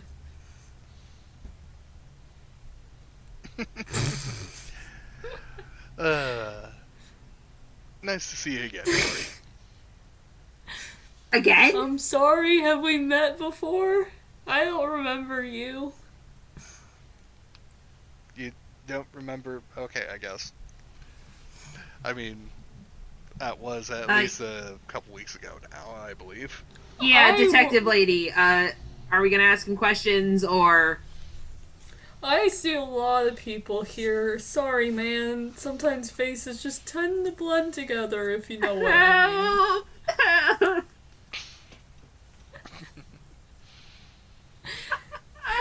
Mercedes... Mercedes goes, We're here investigating the disappearance of a man named Jeremiah. Is that somebody I'm supposed to know? Yeah, but do you know him? Maybe. I see a lot of people here. This is a very refined retail space, quite popular. They're thinking of adding another rock climbing wall. And I mean, how many Bass Pro Shops have you seen that are inside of a pyramid? Can I manipulate? Huh? Can I manipulate? Okay. Yeah, sure. Roll to manipulate. I can't believe I'm doing this again. Weird. 6 plus 4 plus charm, which is 0. 5. So that's a 10. That's a 10. Okay, so for 10 plus, yeah, they'll do it. They'll do it for the reason you give them, which is what do you want them to do? I want them to tell us the information because, so help me God, this guy might be close to dying, and you're just sitting there doing nothing, being like, "Oh, maybe." For the love of God, can you tell us what you know about Jeremiah now? So I don't want to pop. I don't want this to go any harder. But let's just say we can make things difficult if you want them to be difficult. Oh, jeez, man, I'm just a small retail employee. You don't have to be so mean about it. Apparently I do, because you keep on dancing around the subject. Yeah, I might know Jeremiah. I'm not supposed to talk about Jeremiah. Oh, maybe I know somebody. Well, god damn it, the guy might die. Do you know him or not? Stop fucking around. Well, of course I know the guy might die. He's being chased and hunted down by a big monster. Jeez. Yeah, and we're trying to help him, for Christ's sake. Why didn't you just say that at the beginning instead of saying, saying, jeez, we're here to investigate the disappearance of Jeremiah. What else does that imply? I don't trust cops, man. I'm not a cop. You gotta cut me some Nobody slack. here is a cop. Mercedes kind of like gives a shrug, like, eh. Mercedes is the next detective in a trench coat, for as far as I know. I'm still a PI. Still not officially a cop. Well, not technically a cop, yeah. Mori gives her a suspicious look, and he goes like, I don't know. I mean, If it makes her feel any better, we can have her stand outside and put fingers to her ears. No, because you're just going to tell her what I tell you. That's always how it works. How about I tell you this? That's not going to be how it works. I can guarantee you that's not going to be how it works. Because I am an ass liar. I wouldn't be able to tell her what happens. I have a terrible memory, and I can't fucking lie for shit. If she tells me, if she asks me what the hell we have a conversation about in that room, I'm going to give her the genuine, honest answer of, I don't fucking know. Chaz cuts in and goes, Chaz cuts in, he like puts like his hand on your shoulder, and he goes, what my colleague is trying to say is that we're very concerned about Jeremiah. He's been missing from work, and we've been hearing that he was involved in some sort of attack. And Mori goes, yeah, like it was fucking sucked, dude. I mean, Jeremiah came by, he was like crying. It kind of looked like he vomited a bit. It was really nasty. And, you know, I just helped him calm down a bit. And he just needed a place to stay for a little bit because apparently he was scared of some monster dude. And I was like, oh hey man, it's okay. I mean, you know, like just some guy trying to cause a little trouble. And apparently, oh no shit, it's another miracle just causing trouble. Only like worse. So yeah, man. Is that what you wanted to know?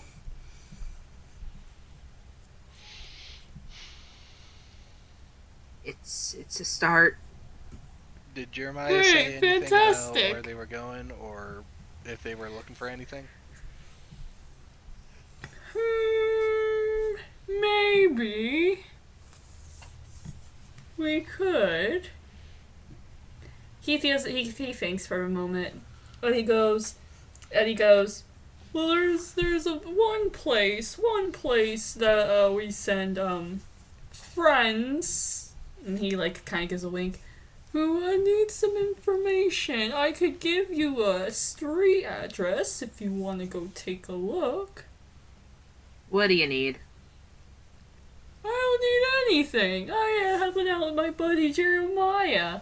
And if you're a friend of Jeremiah, I'm a friend of you. Drake is in utter disbelief at the moment. Like, brain shut off. Complete shock at the gall of this guy. Alright. Yeah. Can I just say, out of character, you were so excited for Moray, and then the moment I open up his voice, you're just like, no, I hate this guy, I hate him. I feel like I'm doing a pretty good job controlling those right now. We are getting back to the tangent that we were on last time we tried to record this session, where it's like, I want to buy a boat, and then trying to get this guy to a private room. We kind of cut to the chase. Yeah. I remember. Okay. Anyways, if you could give us that address, that would be helpful, but know that if this ends up being Wild Goose Chase, we will be coming back. Absolutely, man. You know, I'm familiar with these kind of dealings. I do want to say, you want to go at night. They don't open up during the day. And where is it? Here you go. And he gives you a street address. Record it down.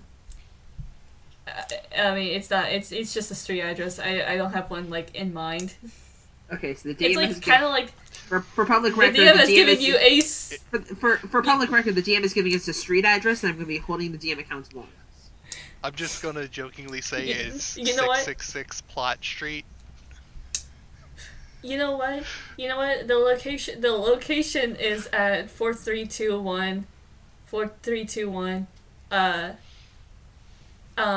A street, but it's spelled. Oh, I didn't mean for you to actually give me an address. I was meaning, like, so that way, in case you were like, oh, you guys don't know where he is, we have an address. I don't know what the address is, but we have it. I'm putting an address in here because you guys want an address so fucking... No! I feel like I was completely misunderstood. I was misunderstood, wasn't I, Jason? Yeah, no, I know. You got a street address, you got a location. It's literally just called a street road. You know what? Fine, cool, pog. Okay, yeah. So so you can only go there at night. It's still kind of like in the evening, so you can head on over there. But also, it's nearing 5 o'clock. Time for dinner, isn't it? Isn't it? Yep. Okay. Good luck, man. Thanks. I think I'll need it. So if you need anything else, I can probably grab my my towel out of the way for you. I'll make do. But thank you. Okay. Okay. So this is probably gonna be the last bit before we close off for the night. Because it's getting late in 2 hours. Okay. So, yeah, so Jack, you head on to a place, and Corey had given you a address to a place that is called I'm not even gonna give it a name. You go to like a casino restaurant. The Casino Inn. A casino restaurant. I need to come up with a name like on the spot. We'll call it Paradise Retreat. There you go. Perfect. It's such a fucking bland name. Sounds bland and pretentious at the same time. Perfect for Corey. Just like Corey.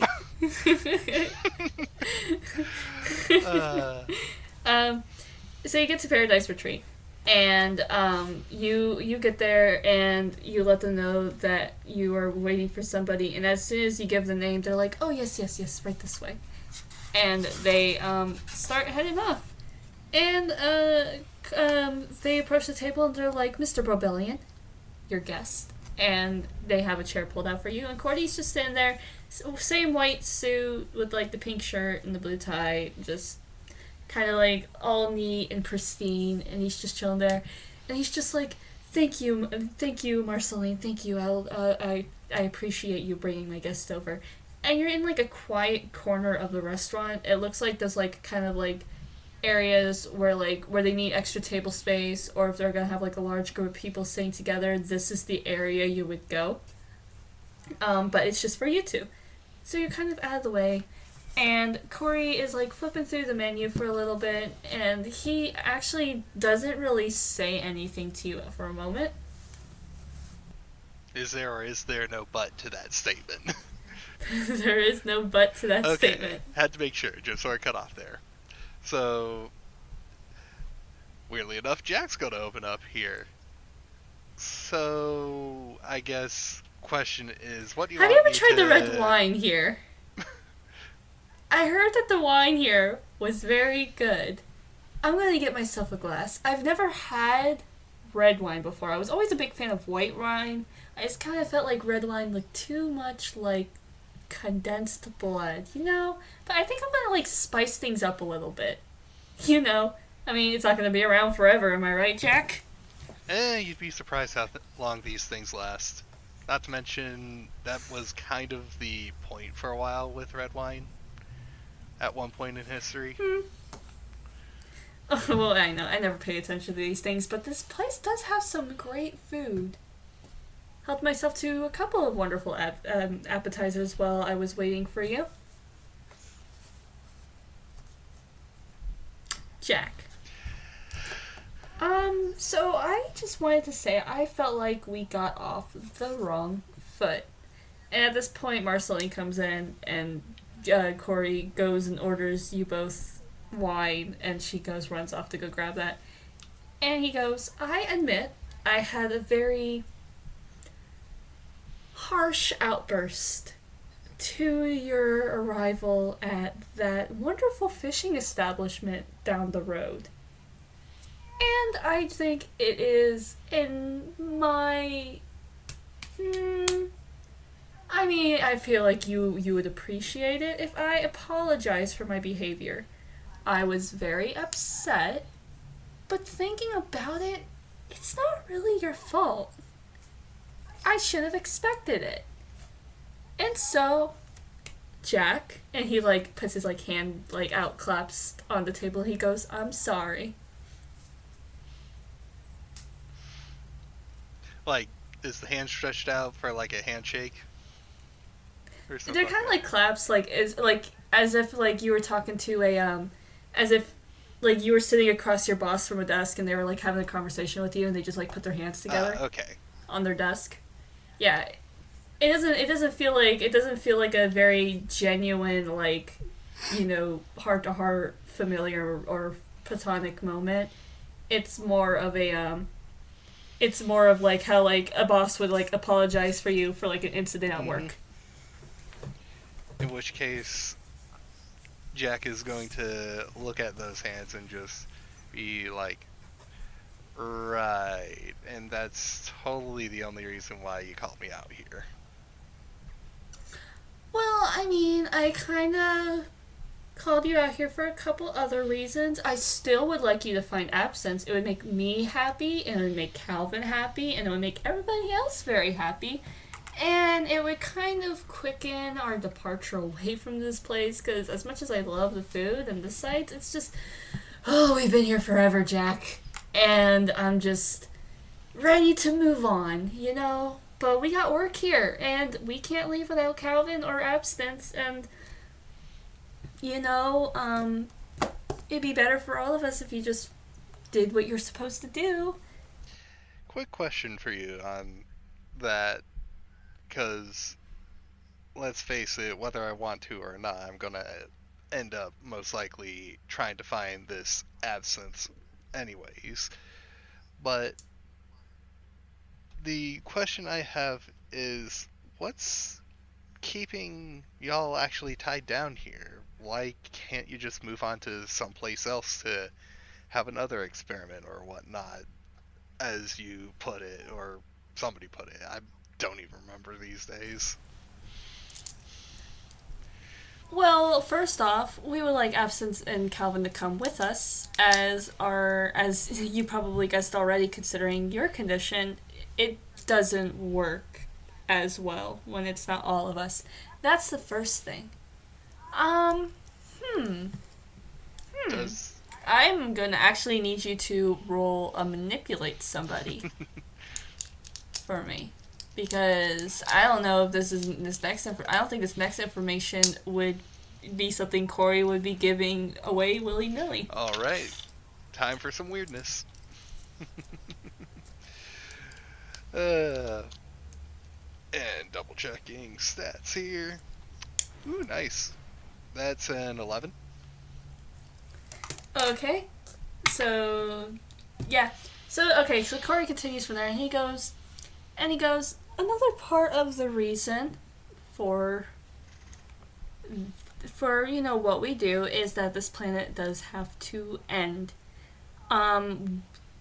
Can't survive with what we put on it on its own for quite a bit of while, and if something can't complete its own purpose, Jack, then that's just more suffering for the rest of the planet, and that just simply won't do. So it's better to quicken the process.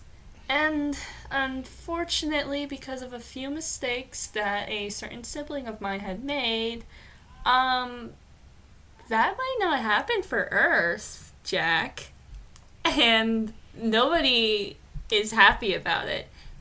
And the fact that Absence had left and not showed up, not trying to, you know, what you people say, return our calls, and has purposely kept themselves hidden from everyone, really puts a huge damper on our plans and makes things more complicated and, you know, quickening the apocalypse to make it happen a little faster might go ahead and encourage them to come out and, you know, join the fun. Get their apocalypse on. God, you're reminding me of all those ads for Sunset Overdrive all those years ago. I do not know what that is. Old Old video game. Supposedly, I didn't play it, but Video game. either way, point still being is that again, you keep on saying that you need to move on, and things don't turn out like y'all want them to, but does everything absolutely need to be perfect? Like, as you just stated, not everything's going to be around forever. Yeah, that's true, but I mean, we don't do this because of maliciousness in our heart. We do this as a sort of mercy, a little bit of a thank you. You know, I mean, complete annihilation. Ooh, scary. Ooh, bad. Yes. However, like, you can't just cultivate something into existence and then just let it fend off for its own and expect it to just be fine. You know, especially when you put it in such a terrible situation in the first place. Why not just snuff it out before it can suffer? You know? When you put beings like yourself of amazing power onto a world of just ordinary, plain things, like, when's there the chance of something out there deciding that it's going to become a god? And I mean, so far, here, at least, that hasn't happened. But you never know when it could. And is it really great to risk the suffering of so many people over long periods of time because of one selfish creation of ours? The question is who's being more selfish at this point? The people that are trying to just live their lives on these worlds that apparently you make, or the people. We don't make the worlds, we just kind of cultivate what goes on them occasionally. You guys come up with some amazing stuff on your own, but I mean, like, come on. Like, you know, did you really think that, like, Mothman was just, like, a gimmick? I mean, I've known for a while that Mothman wasn't just a gimmick, but if you'd let me continue on here. I mean, like, yeah, because somebody had to let them know that that bridge was going to fall over, and people just don't listen to the signs. You see what I mean? I mean, it doesn't hurt. Doesn't help that going about these roundabout measures there to try and influence society or influence people here. Sure, you may have not built the world up from the ground up. However, one might say that the meddling that you've done, while beneficial in the short term, actually has been what has caused these cogs of chaos to come up and be defective, as you so generally have implied. Maybe you're right. And the wine shows up, and he takes it from Marceline with, like, a little nod, like, as a, like, a, you know, like, oh, thanks.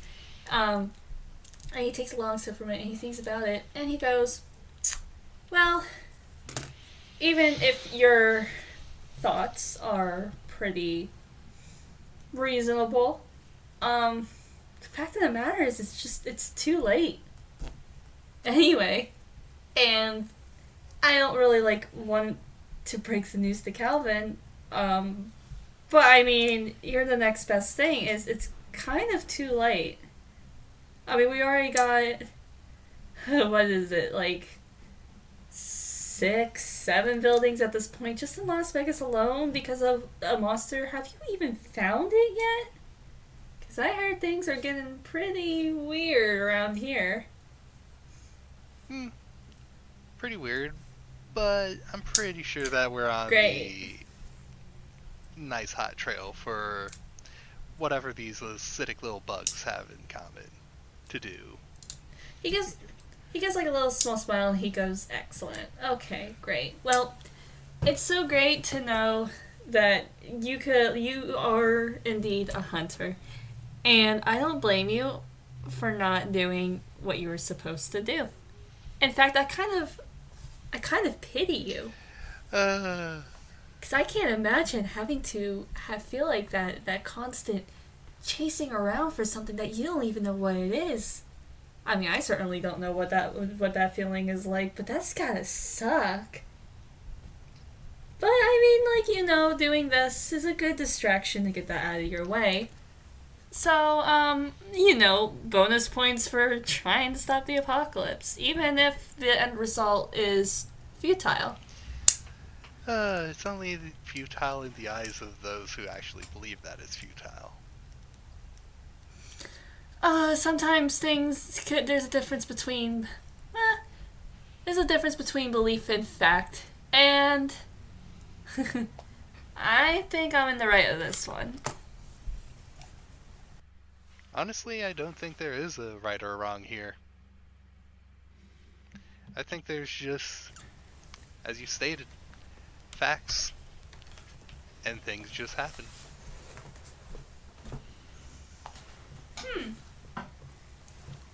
Fascinating. Okay. I called you over to this dinner because, like I said, I do sincerely apologize for what I said and how I acted when we first met. Only because after thinking about it, it does make sense to why it took you so long to do anything. When we only just realized that, of course, the thing that we messed up on was, what you're supposed to be doing in the first place. But it's not your fault.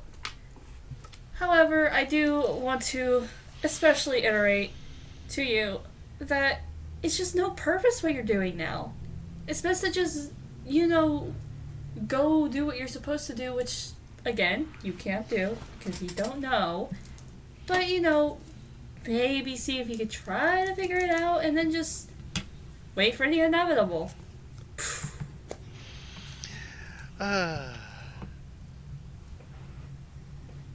Again, we'll see. However, I do have a question that I've been having for the longest time now. Because y'all seem to be pretty dang powerful. I mean, of course, bringing us miracles into existence here. But what stopped you from potentially, I don't know, editing one before? You're gonna have to roll a manipulate person for that.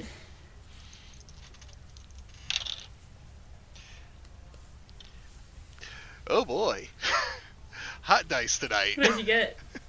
Ooh. We're looking. Hot dice good or hot dice bad? Hot dice good. We're talking grand total of 14. Goddamn. Ooh. Ooh, let me take a quick look to see if that gets you some extra bonuses or The not. 12 plus, not only do they do what you want right now, they also become your ally for the rest of the mission. Unless this is okay. for another hunter, quote unquote, where on a 12 plus they must act under pressure to resist your request. If they do what you ask. Wait, for manipulating for somebody? Yeah! Yeah, there's two halves for it. For normal person and for hunters. But they're not a hunter though. Yeah, they're not a hunter, so, For a 10, it says for a 10 plus, they'll do it and for the reason you gave them. If you ask too much, they'll tell you the minimum it would do for them to do it. Advanced on 12 really plus. on this one, for manipulate somebody, on our side, it's different. Yeah, advanced on a 12 plus, not only do they do what you want right now, they also become your ally for the rest of the mystery. I think Or if you do, Okay, this is an active antagonist. You know what? That might be the updated. That might be the updated one with Tome of Mysteries. Because I'm looking at the main one. I don't know if there's. I just sent our evidence in GameStar. Yeah, here I'll take a quick look at it. Oh, and my computer wants to open. If we get him as an ally, I hope he thinks that he's still doing what he wants, and it's just like a dumb of ass take. Everyone just stares at it like, Maybe in this I mean, case we can manipulate him into like recovering with Cal, and maybe have Cal have less of a depression arc. Okay. Corey thinks for a bit, and he goes, well, it's the same reason why you came out, sorry to say it, but wrong.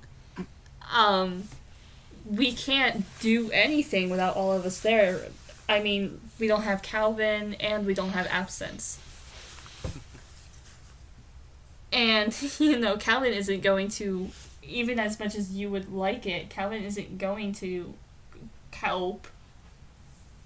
Not because of any malicious feelings Calvin has towards you, because Calvin adores you guys for some reason, but because Calvin just doesn't want to go back when they feel so strongly about this, and we just don't. We don't get it.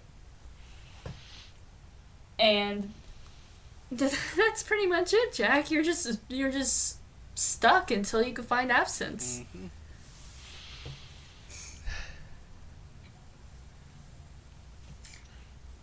Is that all? I think all that we're going to be making progress on via this discussion. However, I would like to say again that even though you think that this world is gonna end, I mean, obviously it's gonna end. Everything has an end. There doesn't necessarily need to be this sudden mercy killing that nobody asked for. Sometimes what people don't ask for may be what they need. And sometimes to prevent an apocalypse scenario, you just might have to start your own. Good advice for the future. God, we're on the same page there. And Mercedes comes back with the menus, and Jack goes, now with all the serious talk out of the way, have you ever tried the lobster here? I heard it's divine. I love how apparently And- Jack said that. Wait, Jack said You that? said Jack. Did I say Jack? You said Mercedes got the menu, and that Jack said that.